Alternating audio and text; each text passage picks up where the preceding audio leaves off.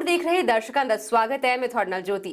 मान सरकार ने जिथे लोहड़ी मौके 6000 तो वध कच्चे मुलाजमां नूं पक्का करन दा ऐलान कीता है, तो उत्थे ही हिमाचल सरकार ने भी अपने सरकारी मुलाजमां नूं लोहड़ी दा गिफ्ट दिता है। अपना मुख चुनावी वादा पूरा करके पुरानी पेंशन स्कीम हिमाचल दे विच लागू होण जा रही है। कांग्रेस दा यह मुख चुनावी वादा सी, जिसनूं पहले ही कैबिनेट दे विच अमली जामा पहनाया गया। तुहानूं दस्सांगे कि इस फैसले दे लागू होण नाल हिमाचल दे सरकारी खजाने ते किन्ना वित्ती बोझ पएगा। नाल ही दस्सांगे कि सुखू सरकार दे इस फैसले तो बाद कांग्रेस ते बीजेपी किवें आमो सामने हो गए ने।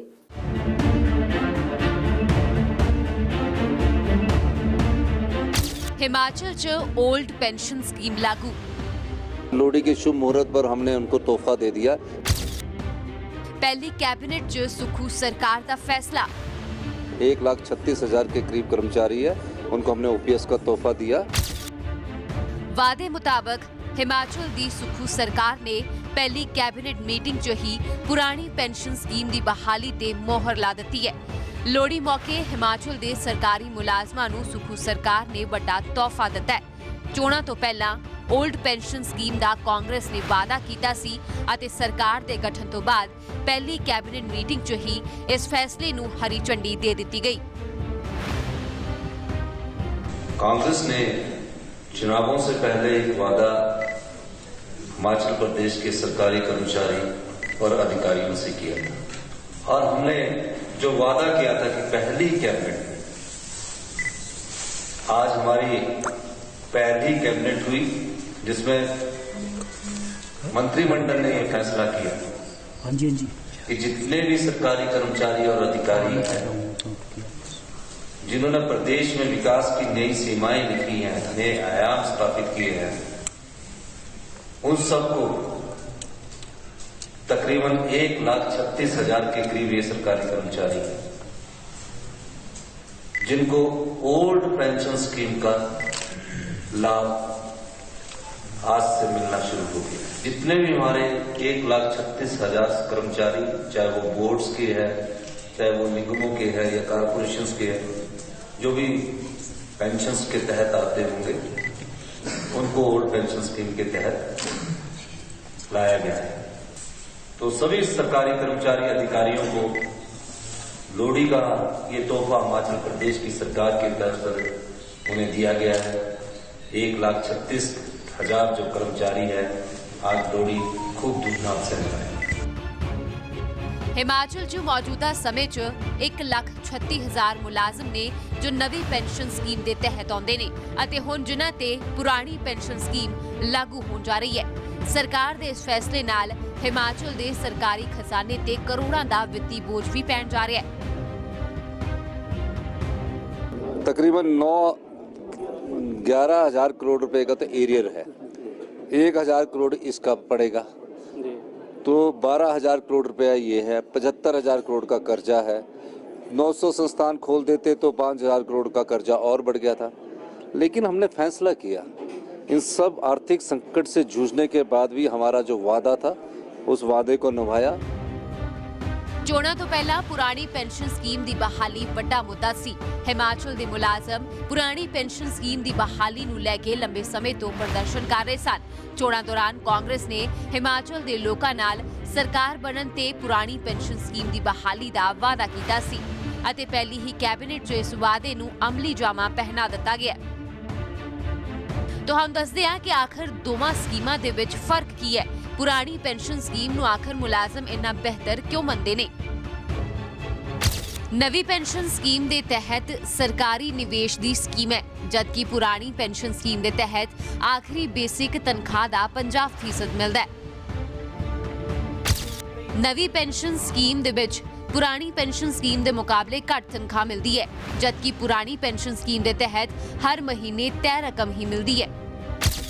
नवी पेंशन स्कीम के तहत तनख्वाह चो 10% हिस्सा कटदा है, जबकि पुरानी पेंशन स्कीम दे विच फंड कट्टन का कोई मता नहीं है। पुरानी पेंशन स्कीम की बहाली दे नाल ही हिमाचल दे विच सियासत भी गरमा गई है। मुख्यमंत्री सुखू ने पुरानी पेंशन स्कीम की बहाली का ऐलान करदियां पिछली बीजेपी सरकार नूं घेरिया, मुलाजमां दी अनदेखी दे इल्जाम लगाए। इल्जाम लाया कि बीजेपी सरकार दौरान मुलाजमां नूं एरियर तक जारी नहीं किया गया। ਪਲਟਵਾਰ ਬੀਜੇਪੀ ਨੇ ਵੀ ਕੀਤਾ ਹੈ। ਇਲਜ਼ਾਮ ਲਗਾਇਆ ਕਿ ਸੁੱਖੂ ਸਰਕਾਰ ਸਿਰਫ ਮੁਲਾਜ਼ਮਾਂ ਨੂੰ ਗੁੰਮਰਾਹ ਕਰ ਰਹੀ ਹੈ। फैसला करते हुए काफी चुनौतियां आई, काफी वित्तीय बोझ का इसका इस पर असर पड़ेगा। लेकिन जब हमने आकलन किया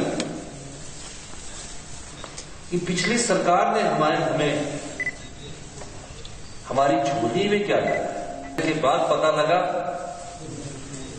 कि जो सरकारी कर्मचारी अभी सरकार में काम कर रहे हैं, सरकारी कर्मचारी रिटायर हो चुके हैं, अच्छा नहीं मैंने भी उसका पिछली सरकार ने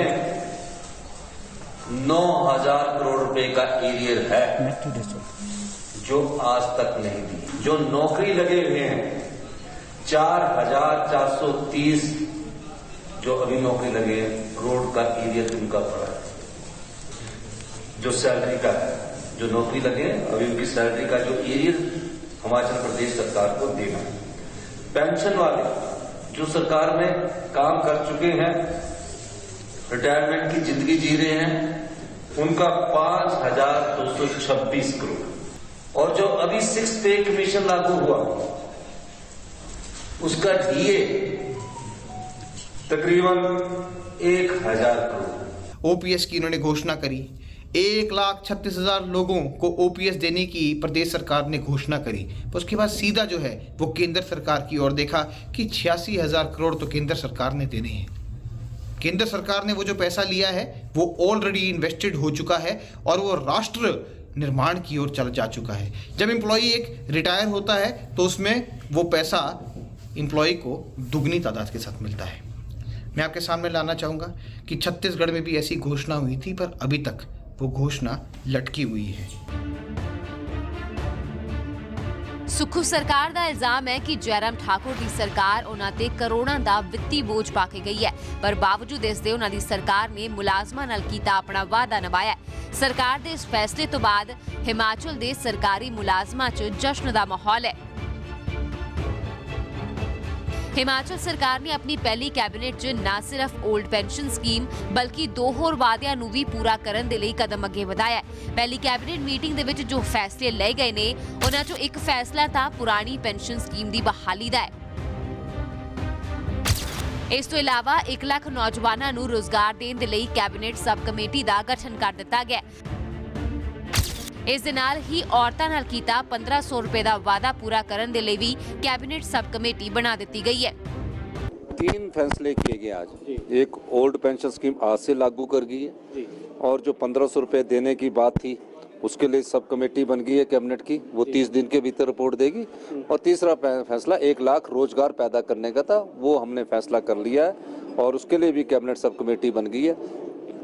30 दिन के भीतर वो अपनी रिपोर्ट सबमिट करेंगे और उसके बाद वो फैसले लागू किए जाएंगे। ये सरकार केवल सब कमेटी वाली सरकार बन के रह गई है।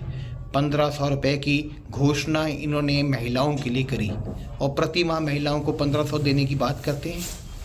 उस पर मापदंड बनाएंगे। पहले तो ये मापदंड नहीं है, जब वादा कर रहे थे 1 लाख युवाओं के लिए एक योजना बनाने की बात करी कि हम एक रोड मैप बनाएंगे, वो भी सब कमेटी बनाएगी। पहले जब इन्होंने वादा किया था तब ऐसी कोई बात नहीं हुई थी। ये सरकार केवल सब कमेटी और सब कमेटी की सरकार है। ਚੋਣਾਂ ਤੋਂ ਪਹਿਲਾਂ ਕਾਂਗਰਸ ਨੇ ਹਿਮਾਚਲ ਦੇ ਲੋਕਾਂ ਨਾਲ ਜੋ ਵਾਅਦੇ ਕੀਤੇ ਸਨ ਉਹਨਾਂ 'ਚ ਪੁਰਾਣੀ ਪੈਨਸ਼ਨ ਸਕੀਮ ਦੀ ਬਹਾਲੀ ਦਾ ਵਾਅਦਾ ਅਹਿਮ ਸੀ। ਇਸ ਤੋਂ ਇਲਾਵਾ 5 ਲੱਖ ਸਰਕਾਰੀ ਨੌਕਰੀਆਂ ਦਾ ਵਾਅਦਾ, ਪਹਿਲੀ ਕੈਬਨਿਟ ਦੇ ਵਿੱਚ ਹੀ 1 ਲੱਖ ਰੋਜ਼ਗਾਰ ਦੇਣ ਦਾ ਵਾਅਦਾ, ਔਰਤਾਂ ਨੂੰ ਹਰ ਮਹੀਨੇ 1500 ਰੁਪਏ ਦੇਣ ਦਾ ਵਾਅਦਾ, ਇਸ ਤੋਂ ਇਲਾਵਾ 300 ਯੂਨਿਟ ਬਿਜਲੀ ਮੁਫਤ ਦੇਣ,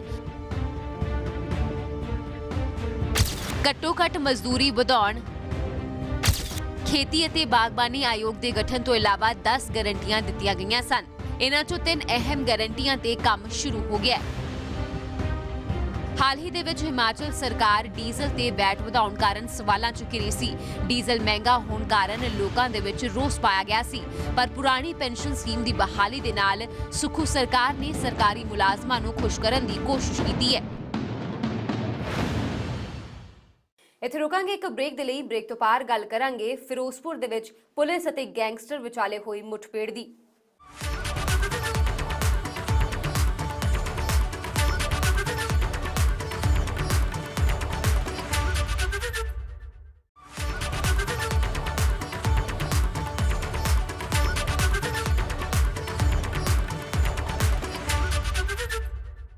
ਫਿਰੋਜ਼ਪੁਰ 'ਚ ਸ਼ੁੱਕਰਵਾਰ ਦੀ ਸਵੇਰ ਪੁਲਿਸ ਅਤੇ ਗੈਂਗਸਟਰ ਵਿਚਾਲੇ ਮੁਠਭੇੜ ਹੋਈ।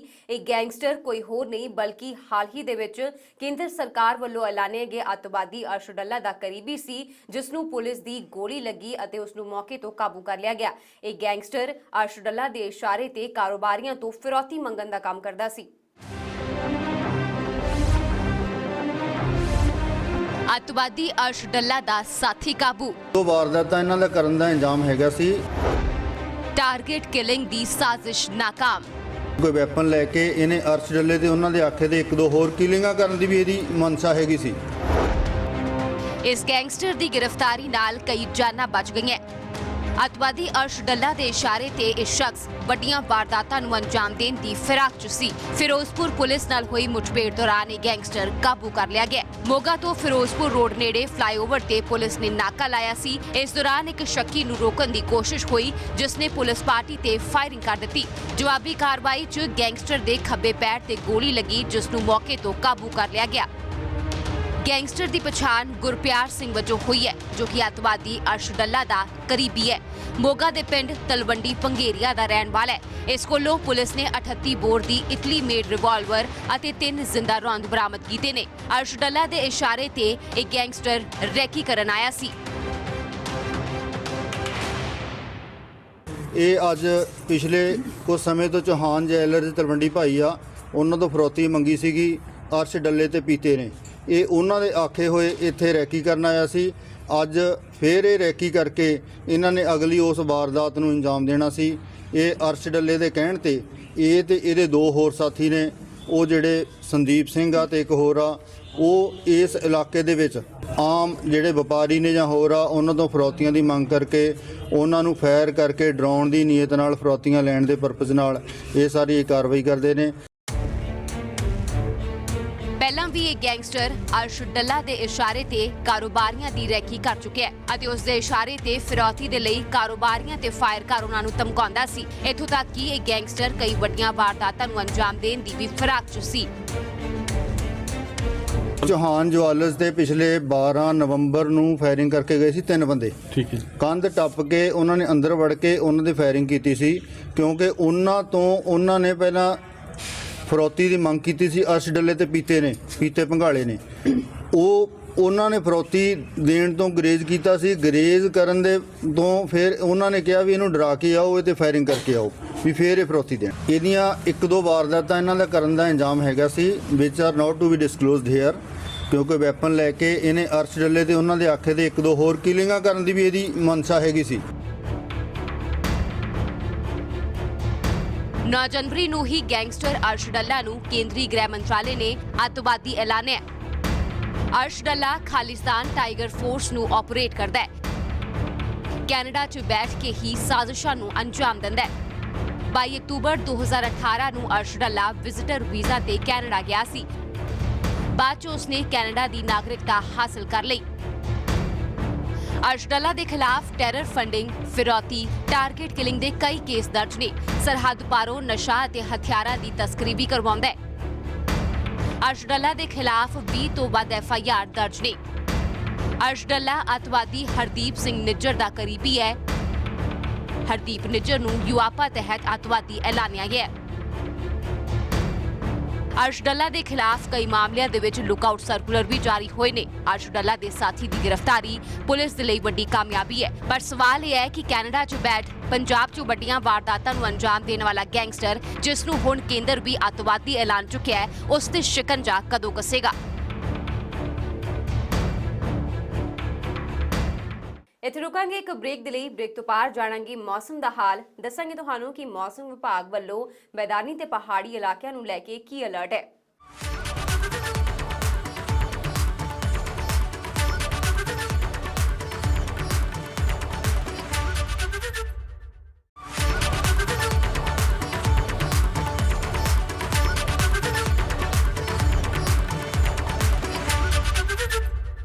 ਕੜਾਕੇ ਦੀ ਠੰਡ ਵਿਚਾਲੇ ਮੌਸਮ ਨੇ ਕਰਵਟ ਬਦਲੀ ਹੈ। ਮੈਦਾਨੀ ਇਲਾਕਿਆਂ ਦੇ ਵਿੱਚ ਜਿੱਥੇ ਮੀਂਹ ਨੇ ਦਸਤਕ ਦਿੱਤੀ ਹੈ ਤਾਂ ਉੱਥੇ ਪਹਾੜਾਂ ਦੇ ਵਿੱਚ ਮੀਂਹ ਦੇ ਨਾਲ ਬਰਫ਼ਬਾਰੀ ਦਾ ਦੌਰ ਵੀ ਜਾਰੀ ਹੈ। ਪਹਾੜਾਂ ਦੇ ਵਿੱਚ ਖਾਸ ਤੌਰ ਤੇ ਸੈਲਾਨੀ ਬਰਫ਼ਬਾਰੀ ਦਾ ਆਨੰਦ ਮਾਣ ਰਹੇ ਨੇ ਤਾਂ ਉੱਥੇ ਹੀ ਸੇਬ ਬਾਗਵਾਨਾਂ ਦੇ ਚਿਹਰੇ ਵੀ ਖਿੜ ਗਏ ਨੇ। ਮੌਸਮ ਵਿਭਾਗ ਨੇ ਹਿਮਾਚਲ ਦੇ ਵਿੱਚ ਯੈਲੋ ਅਲਰਟ ਜਾਰੀ ਕੀਤਾ ਹੈ, ਜਦਕਿ ਪੰਜਾਬ ਦੇ ਵਿੱਚ ਵੀ ਅਗਲੇ 2 ਦਿਨ ਮੀਂਹ ਦਾ ਅਨੁਮਾਨ ਜਤਾਇਆ ਗਿਆ ਹੈ।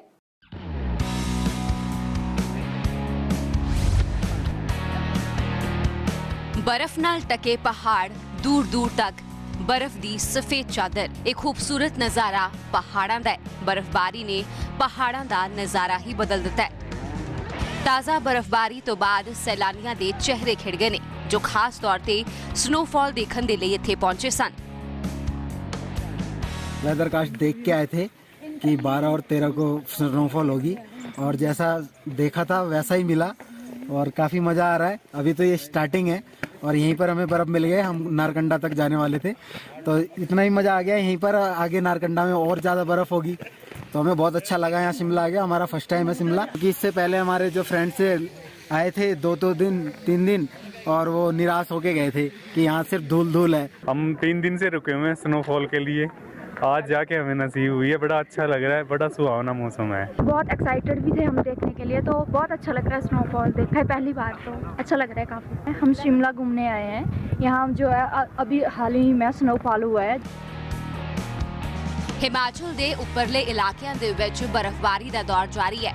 शिमला, कुफरी, नारकंडा, खड़ा पत्थर, चौपाल, रोहड़ू, लाहौल स्पीति, रोहतांग पास, कुंजुम पास, बारालाचा, किन्नौर, कुल्लू, चंबा ते परमौर इन्हां इलाकिਆਂ ਦੇ ਵਿੱਚ ਬਰਫ਼ ਦੀ ਮੋਟੀ ਚਾਦਰ ਹੈ। ਉਚਾਈ ਵਾਲੇ ਇਲਾਕਿਆਂ 'ਚ ਜਿੱਥੇ ਬਰਫ਼ ਪੈ ਰਹੀ ਹੈ ਤਾਂ ਹਿਮਾਚਲ ਦੇ ਹੇਠਲੇ ਇਲਾਕਿਆਂ ਦੇ ਵਿੱਚ ਮੀਂਹ ਦਾ ਦੌਰ ਜਾਰੀ ਹੈ। ਹਲਕੀ ਬੂੰਦਾਬਾਂਦੀ ਨਾਲ ਬਰਫ਼ ਵੀ ਪੈ ਰਹੀ ਹੈ। हिमाचल 'ਚ ਇਸ ਵਾਰ ਮੀਂਹ ਤੇ ਬਰਫ਼ਬਾਰੀ ਉਮੀਦ ਮੁਤਾਬਕ ਨਹੀਂ ਪੈ ਰਹੀ ਸੀ, ਜਿਸ ਕਾਰਨ ਸੇਬ ਬਾਗਬਾਨ ਅਤੇ ਕਿਸਾਨ ਬੇहद ਚਿੰਤਤ ਸਨ। ਪਰ ਵੀਰਵਾਰ ਰਾਤ ਤੋਂ ਸ਼ੁਰੂ ਹੋਈ ਬਰਫ਼ਬਾਰੀ ਨੇ ਕਿਸਾਨਾਂ ਦੇ ਮੱਥੇ ਤੇ ਚਿੰਤਾ ਦੀਆਂ ਲਕੀਰਾਂ ਮਿਟਾ ਦਿੱਤੀਆਂ। कल रात से जो है बर्फबारी हुई है डिस्ट्रिक्ट चंबा में, इससे जो है किसानों और बागवानों के लिए बहुत ज़्यादा खुशी का माहौल है, क्योंकि जो हमने अभी सेब की कटाई की थी उसके लिए बहुत ही अच्छी रहती है ये जो है बर्फबारी। सर हमारे कल रात से बर्फबारी हो रही है, हमारे लिए बहुत खुशी का माहौल मिल रहा है कि हमारे सेबों के लिए और गेहूं के लिए बहुत अच्छी है। किसान लोग जो है इससे बहुत खुश हैं। ਪਹਾੜਾਂ ਤੇ ਹੋ ਰਹੀ ਬਰਫ਼ਬਾਰੀ ਨਾਲ ਕਿਸਾਨ ਤੇ ਸੈਲਾਨੀ ਖੁਸ਼ ਨਜ਼ਰ ਆ ਰਹੇ ਨੇ, ਪਰ ਆਵਾਜਾਈ ਵੀ ਪ੍ਰਭਾਵਿਤ ਹੋ ਰਹੀ ਹੈ। ਹਿਮਾਚਲ 'ਚ ਬਰਫ਼ ਪੈਣ ਕਾਰਨ ਕਰੀਬ 200 ਸੜਕਾਂ ਬੰਦ ਹੋ ਗਈਆਂ। 3 ਨੈਸ਼ਨਲ ਹਾਈਵੇ ਤੇ ਆਵਾਜਾਈ ਵੀ ਪ੍ਰਭਾਵਿਤ ਹੋਈ। 450 ਤੋਂ ਵੱਧ ਬਿਜਲੀ ਲਾਈਨਾਂ ਠੱਪ ਹੋ ਗਈਆਂ। मौसम विभाग ने आने वाले दिनों च होर ठंड ਵਧਣ ਦਾ ਅਨੁਮਾਨ ਜਤਾਇਆ ਹੈ। येलो अलर्ट जारी किया गया है। एक पासे पहाड़ों च बर्फबारी जारी है तो दूजे पासे मैदानी इलाकों च मीह ने शीत लहर तो थोड़ी राहत दवाई है। हुण तक संघनी धुंध ते हड कंबाऊ ठंड ने आम जनजीवन प्रभावित किया होया सी। मौसम विभाग का अनुमान है कि मैदानी इलाकों च मीह तो बाद मौसम साफ हो सकता है।